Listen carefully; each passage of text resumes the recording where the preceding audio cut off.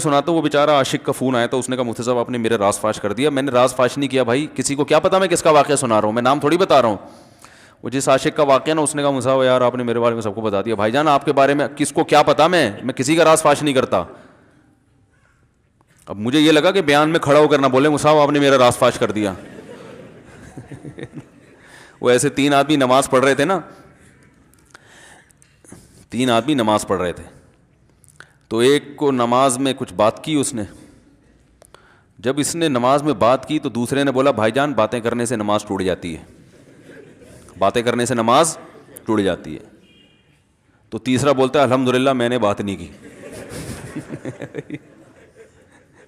تو تینوں کی ٹوٹ گئی نا. تیسرا کہتا ہے اللہ کا شکر ہے میں خاموشی کھڑا ہوں.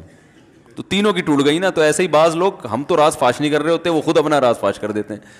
تو ایک عاشق کا فون آیا, کہنے لگا اب پورے بیان سے نا دیکھنا یہ کلپ نکلے گا اور ہٹ بھی یہ والا کلپ ہوگا.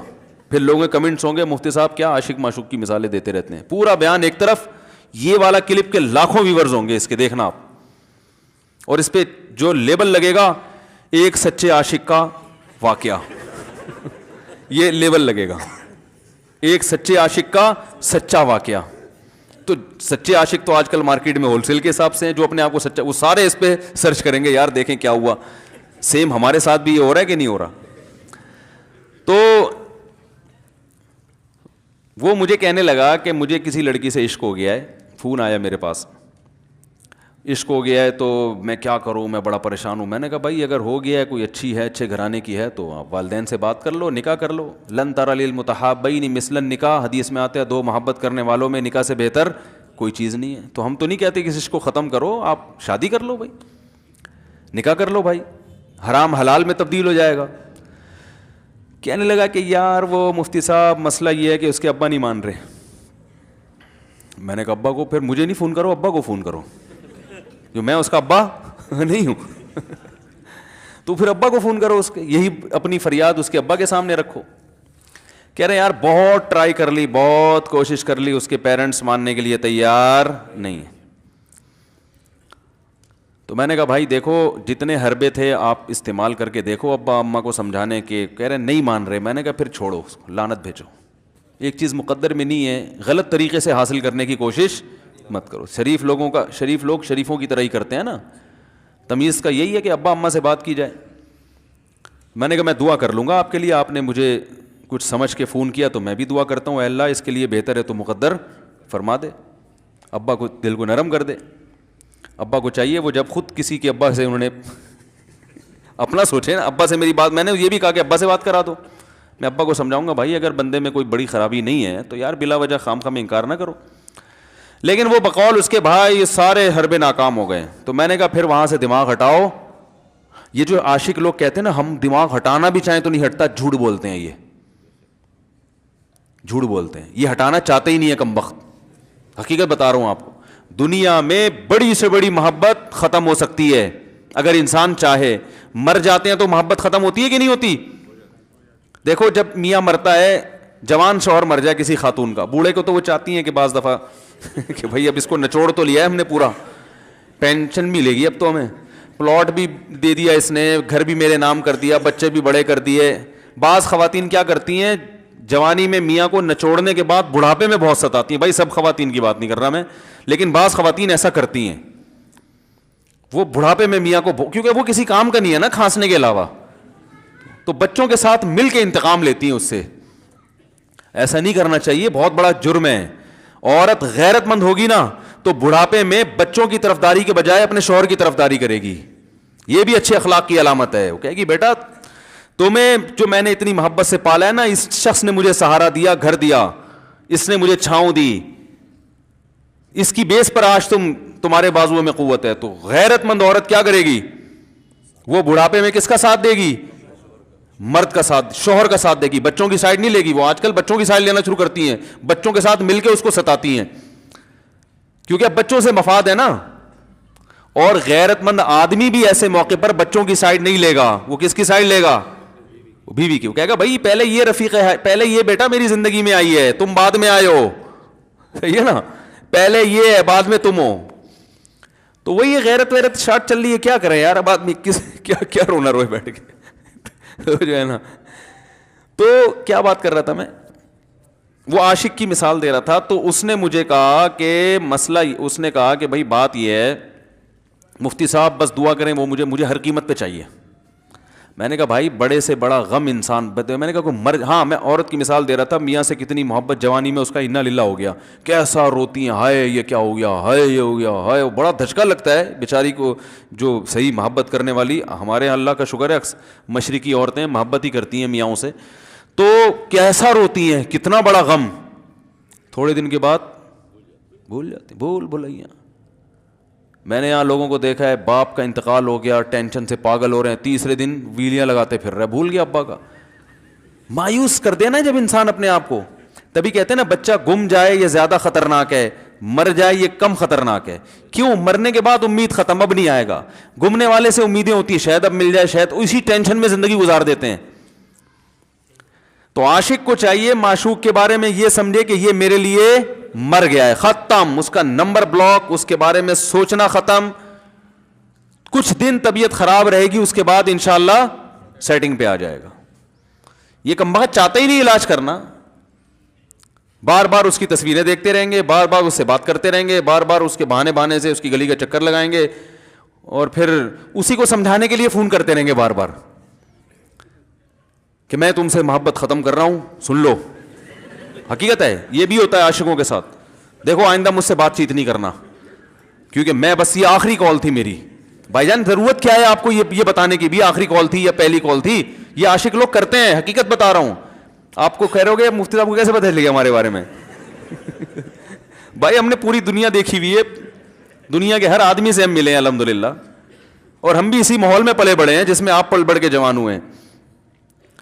تو عاشق کیا کرے گا کمبخت, وہ بہانے سے سمجھاتا رہے گا, کبھی ڈانٹتا رہے گا, تعلق ختم, نمبر بلاک, آئندہ مجھ سے بات نہیں کرنا, میرا ایمان خراب ہو رہا ہے, جاؤ دفع ہو جاؤ. پھر 2-4 دن کے بعد چیک کرے گا کوئی کال تو نہیں آئی بھی, اس نے میری ہدایت پر عمل کیا, اس نے نمبر بلاک کیا. تو آپ کبھی بھی ٹھیک. پہلی بات تو یہ کہ عاشق کو چاہیے وہ یہ سمجھے کہ میں بیمار ہوں, یہ بیماری ہے. ہر وہ چیز جو آپ کو نارمل لائف سے ہٹا دے وہ بیماری ہے یا نہیں ہے؟ وہ ٹینشن ہے, وہ بیماری ہے بھائی. ایک چیز نہیں مل رہی, تمیز سے نہیں مل رہی, چھوڑ دو, اس کا تصور دماغ میں لانا چھوڑ دو, اس کا نمبر بلاک کر دو, ایسے ہو جاؤ جیسے تھا ہی نہیں. کچھ دن طبیعت خراب رہے گی, اس کے بعد انشاءاللہ ٹھیک ہو جاؤ گے. حضرت حکیم الامہ مولانا اشرف علی تھانوی رحمہ اللہ کے پاس ایک عاشق آیا. اس نے کہا ایک گھوسن کہتے ہیں نا, وہ جو گوالے ہوتے ہیں نا, ان کی عورتیں جو دودھ بیچتی ہیں, تو ایک دودھ والی عورت پہ یہ عاشق ہو گیا تھا, اور نکاح کو کوئی چانس مانس تھا نہیں. یہ حضرت حکیم الامہ رحمہ اللہ کے پاس آیا اور کہنے لگا کہ جو مسئلہ یہ ہے کہ میں جو ہوں نا, میرے دماغ میں وہ سما گئی ہے, اب جو ہے میں جو ہے نا بس میرا کوئی علاج کریں میں ٹھیک ہو جاؤں. ہاں کہنے لگا مجھے وہ دلا دیں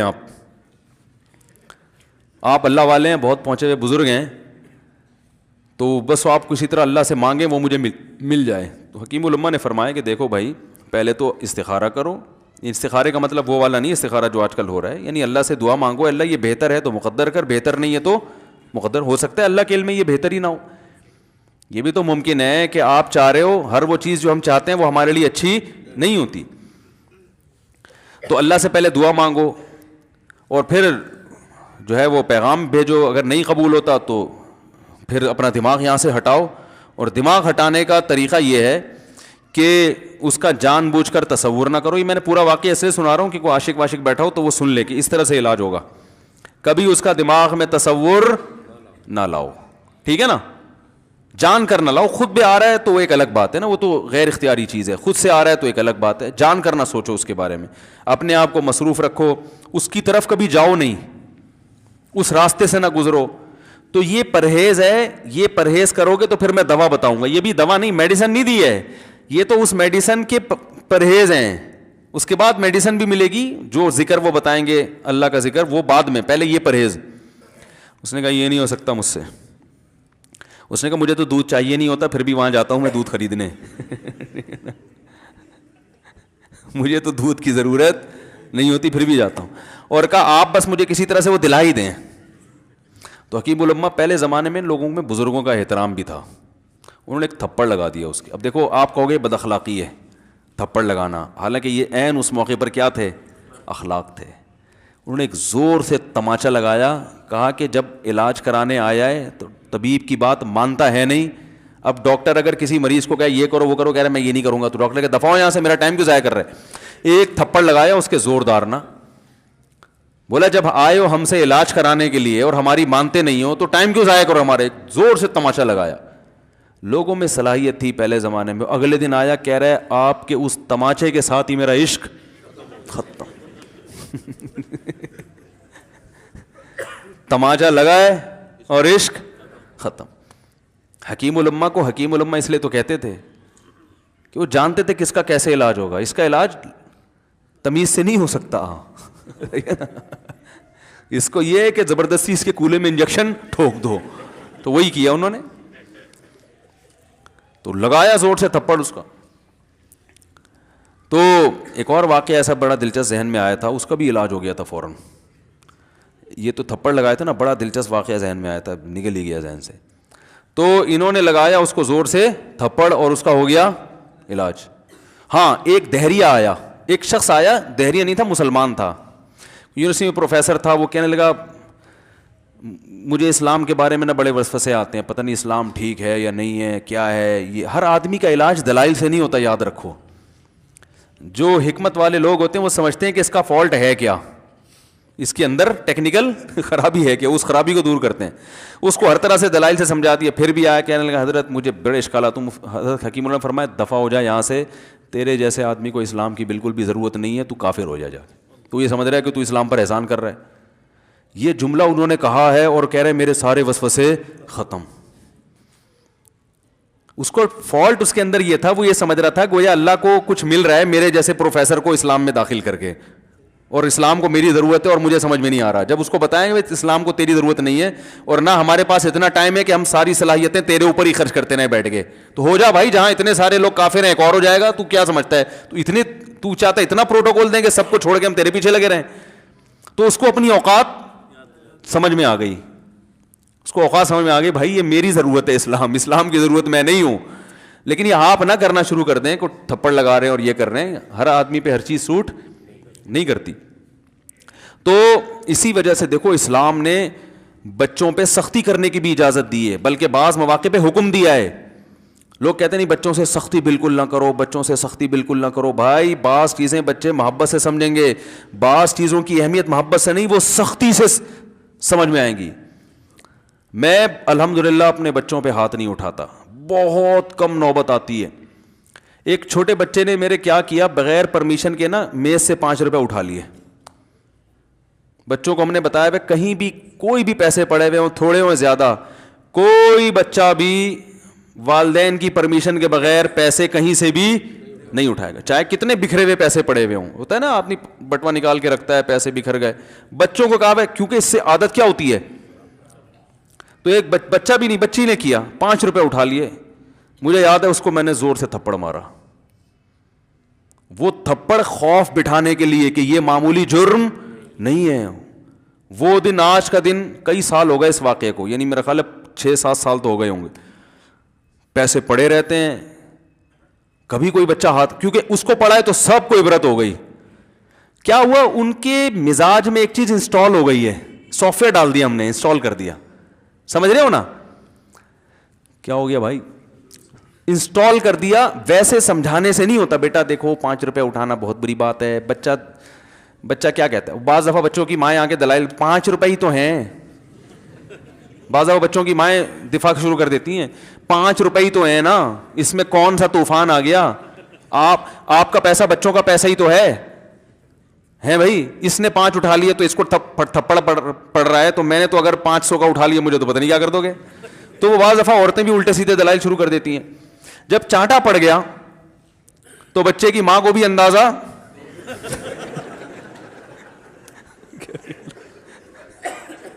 کہ بھائی یہ بڑا جرم ہے. بھائی دلائل گئے, ایک تیل لینے.